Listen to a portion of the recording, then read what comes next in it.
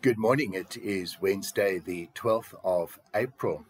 Today, in the Old Testament reading, we are in the book of the prophet Micah, Micah chapter 7, verses 7 to 15. Micah, a small book, one of the minor prophets, right towards the end of the Old Testament. And as I picked up yesterday, that whilst we can look at the stern warnings and threats of punishment or consequence for our misdemeanors and misbehavior that comes from God, in this we can also glean what God is actually wanting for us and what is ours if only we would obey God. And again, I believe you see this in the writing of Micah. And obviously, Micah 7 to 15 is right at the end of that little book.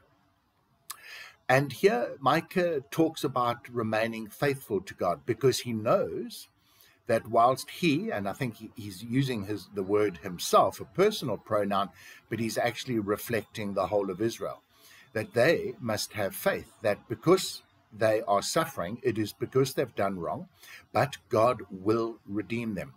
God is not going to simply punish them and write them off the face of the earth, never to be seen again. That is not the nature of God. And so there's great faith and a humble acceptance that they are facing the persecution, which is truly theirs because of their sinfulness.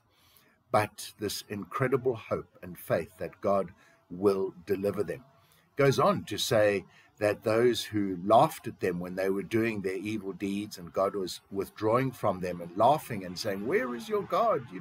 How ridiculous is he?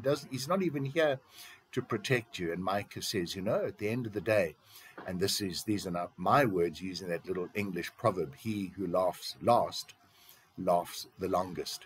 Micah says, we will see with our own eyes the destruction of those who mocked us because our God was punishing us or appeared to have deserted us, or a God who appeared to not exist at all. And so for you and I, we need to have this faith that even when we sin, even when things go bad, our God is justice, righteousness, and faithfulness, and he will come and rescue us. We obviously on our side need to retain that faith and hope in him. And just as I bring this to a conclusion, it reminds me about the whole Easter story. God sent his son, Jesus Christ, his one and only, his firstborn, to be this sacrifice, a perfect sacrifice for us.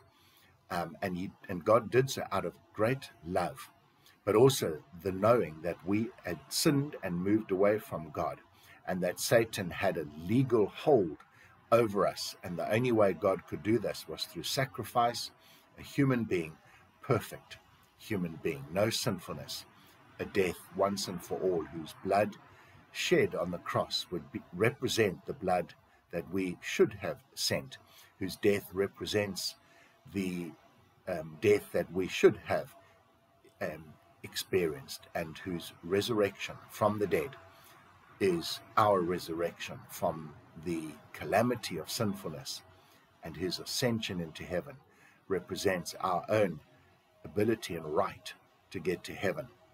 But it all requires our faithfulness and obedience to God.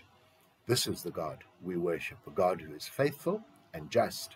We will reap the consequences of our misbehavior, but a God who does so only as a last resort, and who holds out instead a hand of fellowship and forgiveness to us.